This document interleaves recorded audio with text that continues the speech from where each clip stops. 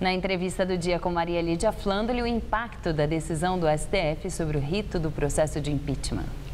Para falar do significado da ação do Supremo em questão de gestão do Legislativo, eu entrevisto Roberto Romano, professor de Ética e Filosofia Política da Unicamp. Boa noite, professor. Um dia de ansiedade. Ontem, o ministro Fachin fez um relatório que, ao final, passou a ideia para aqueles que defendem o pedido de impeachment que seria muito mais fácil. Hoje, na votação dos demais ministros do Supremo, nós estamos vendo que questões que ontem tiveram um parecer desfavorável, hoje estão tendo parecer favorável. Mas a minha primeira pergunta é sobre a questão da judicialização da política. Afinal de contas, o Supremo está decidindo sobre questões que envolvem gestão do processo administrativo, ou seja, ritos na maneira de trabalhar dos legisladores. Isso é função do Supremo Tribunal ou, de alguma forma, é uma tutela de uma instância de poder que deve ter distanciamento das demais instâncias de poder para preservar exatamente a independência?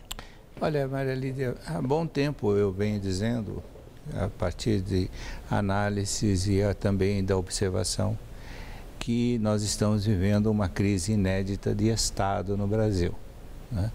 Ao contrário de muitos colegas meus, muitos juristas, muitos jornalistas, eu digo que as instituições brasileiras não estão funcionando normalmente. Porque quando você tem o funcionamento normal das instituições, sobretudo no regime republicano, você tem a famosa tripartição dos poderes. De tal modo que a soberania só pode ser exercida pelas três em harmonia.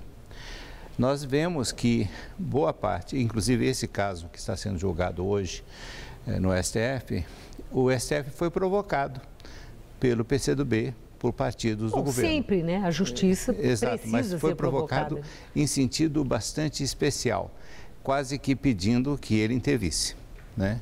Então, houve essa intervenção e nós estamos assistindo essa intervenção.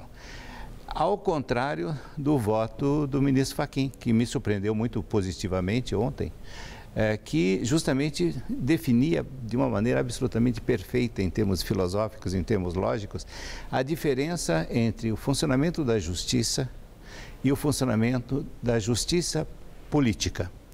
Então, essa diferença está sendo recusada nesse momento. Bom, foi interessante o senhor falar desse aspecto político da justiça. Goffredo da Silva Teles, inclusive, escrevia muito sobre isso, né? Que julgar ao pé da letra da lei exclusivamente e ignorar o processo permanente de mudança da sociedade, o clamor da opinião pública, que não fazia sentido considerando a razão pela qual a lei existe e devia ser observada. Então, isso, né, levando a entender que o processo de decisão de um magistrado tem uma conotação também subjetiva e política. Ele não lê apenas lá o beabá e vota naquilo exclusivamente. Esse voto frio é algo que pode existir, mas é distante da vida da sociedade. Então, isso que está acontecendo está muito próximo à vida da sociedade. Nós estamos vendo, o senhor está nos falando agora, um processo jurídico, político, político-jurídico, é isso? Exatamente. Sempre se diz, em tom de blague aqui no Brasil, que o STF é um tribunal essencialmente político. Às vezes é bom, às vezes é péssimo para a população. Então, nessa linha, o que nós estamos assistindo agora é uma tentativa do STF de abrir uma via para solucionar a crise política do Estado brasileiro.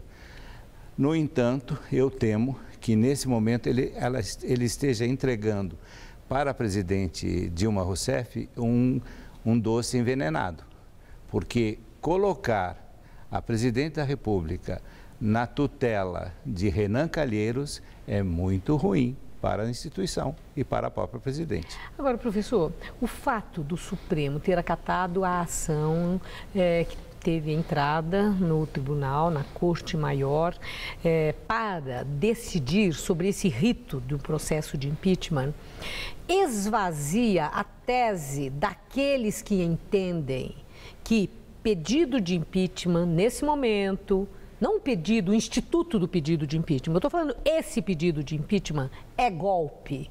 Se o Supremo sai da sua comodidade e se dispõe a julgar e definir um rito, ele está colando nesse pedido de impeachment a chancela democrática e legal? Exatamente. Esse é um ponto que você pegou bem, tem escapado a boa parte dos analistas, né? No momento em que o STF aceita, né, ele, de certo modo, está se intrometendo, perdoe a expressão, em assuntos do legislativo, mas, por outro lado, ele está reconhecendo a legitimidade do processo.